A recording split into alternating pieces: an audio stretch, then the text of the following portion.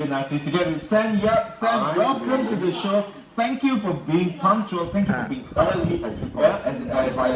You're welcome. Now, basically, if you watch Curtis Stone and then you watch AFC, you watch TLC and all that, you will know this take-home chef. This guy goes to a supermarket trying to, invite ladies, seeing ladies trying to prepare the dinner or meal for them, for their husband, or loved ones, or whatsoever, and then they bring the chef home to cook for them and all that, and then teach them a little bit about cooking, and then tada, meal's ready. So, what Sam is basically doing is also something of the same concept. It's just that you don't go to the supermarket to pick up your customers, right? Now, his particular place or business is called Your Place or Mine or His. Small startup business for less than 3 months in the starting. It's aimed to introduce rare taste of dining experience. So, a particular dining course will be about 5 to 6 dishes. So 5 to 6 courses. 5 to 6 courses. Okay, Sam, maybe you can run us through how this idea came about. Is it from watching Take Home Chef, or is it from something that you really want to do last time? Okay, I do watch Take Home Chef. Yep. And well, is it all staged or is it he just grabs someone and have a cook? Yeah, but he's a celebrity and the trend of the celebrity chef, I think, is quite big now. I mean, we are more exposed. With MIT and all that. Okay, I've been, in the kitchen following my mummy and my sisters at about 12 years old. Okay. And I'm helping them in the kitchen. And I think the interest started there. Okay. But, over the years, you try to cook and you do it for friends and you get compliments all around. Right. You try to take it, or rather I try to take it to the next level.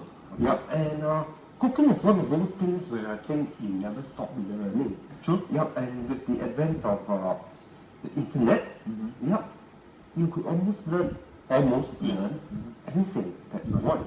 And what prompted this was that, I was in a corporate company for more than 20 years. And it's a day job. Right. 9 to 5, like 9 to 5. And then I felt there came a time when I thought, why not do something I like? The commercial aspects of it, you have to take that into consideration. Earlier, the idea wasn't feasible because obviously you have to think of things like overheads and then getting staff and the reliance on staff. The ding-dongs of the restaurant. But on a recent friend's trip to Hong Kong and a personal trip to Thailand, and you see these personal kitchens coming up, and the supper clubs, if you guys have heard. There's a trend of supper clubs in KL. It's just that it's not widely publicized, right? Because it's in the eyes of the law, it's actually illegal. So, anyways, let's go a little bit about when you talk about rare taste of dining experience. What are you presenting when you speak about rare taste? Are you presenting, because Western is overrated here, huh? We all know that, okay? In Malaysian, it's like we have it on the streets. Overrated or underrated. It depends on how we look at it. Okay, so when you talk about rare taste of dining experience in your profile that you sent over to me, what do you mean by that? It's rather unexplored flavor profile. It's like, how many of you guys would know what a Jerusalem artichoke tastes like? I really don't know. For instance. In fact, it's not an artichoke, or is it from Jerusalem? It's actually a sunflower. Right. The tuber from the sunflower. I shan't go too much. Okay. That is one of the items. Right. And we have of soufflés a lot, but I can also challenge how many of you guys actually have had a freshly made cheese soufflé, fresh from the oven. Right. And lentils, we have dal every day, from our rotis or whatever. But there is a particular dal called the puy lentil that is only from this region in France. It needs to be accredited because it's grown in non-fertilized volcanic soil. And this particular lentil, it has a nutty quality rather than the mushy quality of a good dal. I'm not saying anything against dal. I love dal myself, but new flavor profiles in this sense. Something different. Unexplored ingredients Right. that is not so easily available, maybe because of cost or well, people generally don't use it. Okay, since we are at the topic about food, right, we have some pictures. Maybe you can show the pictures to our viewers, and then Sam can literally explain a little bit. Can we just roll the pictures of the food that Sam has, and then you can explain. You have I think 6 pictures that you have, 6, 7 pictures. Oh, okay. Talk to us about this. Okay, this is well a news push or a starter course where it turned very fast. But if you look at the earlier picture, the salmon in the center, if you can look at the earlier picture, is cooked in a new method called sous vide style, where the salmon is cooked at precisely 50 degrees Celsius. No plus minus, or maybe plus minus. A little bit lah. At 15 minutes in a vacuum pack. Right. So the texture that you get from that is in between sashimi and the cooked salmon. Right. So these are what I meant by new flavor profiles, textures. Right. Yep, that maybe not easily available. And that one is this one, a morel mushroom. Again, I would say 95% of the population would not have tried that before. Okay. Right. No, seriously, it surprises me on a daily basis, what we can find about food here in Malaysia.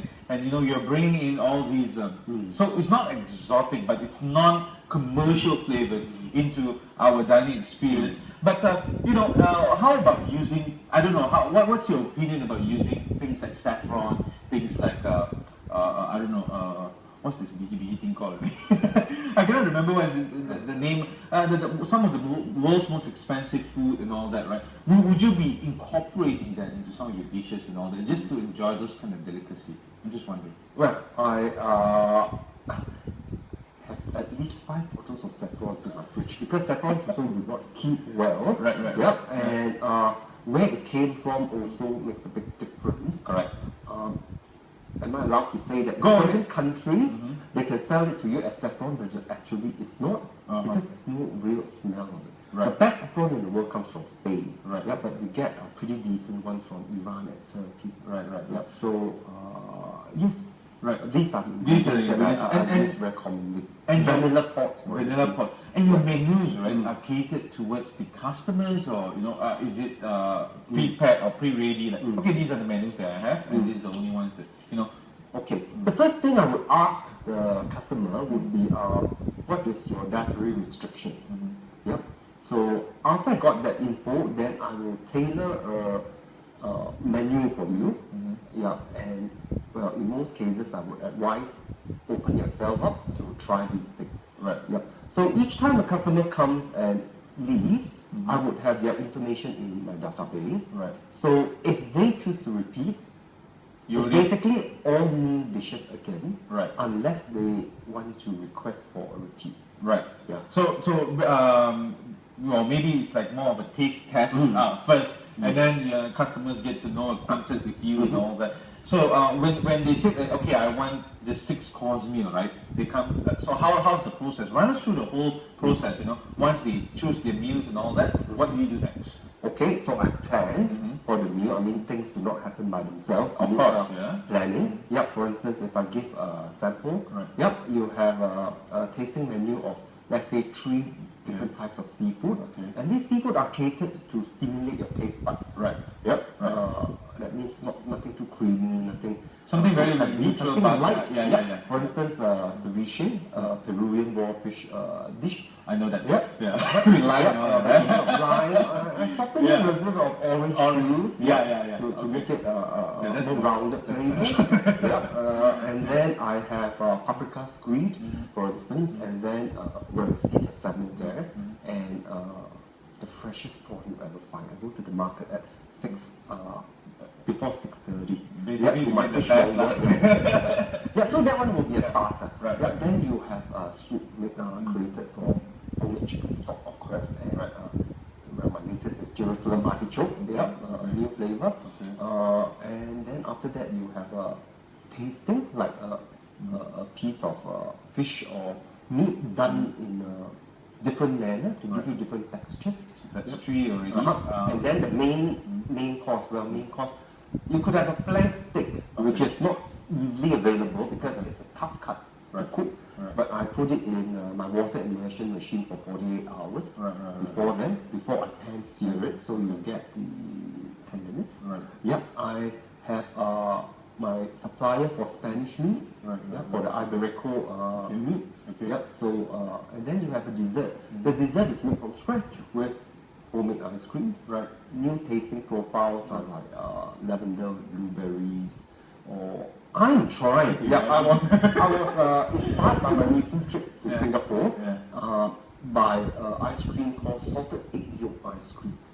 You cannot find it in the internet. There's no recipe for it. But I have tasted macarons with that flavor. It's lovely.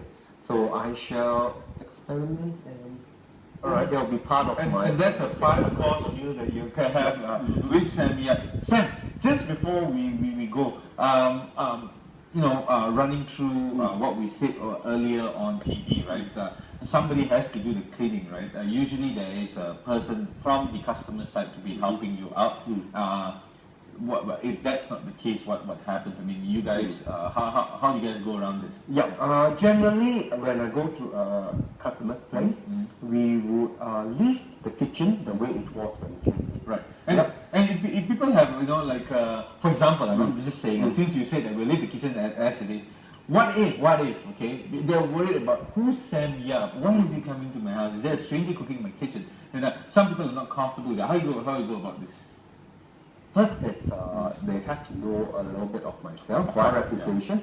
So far, it's been by recommendation of friends, or friends of friends, which is like or in this case, maybe from Fabian.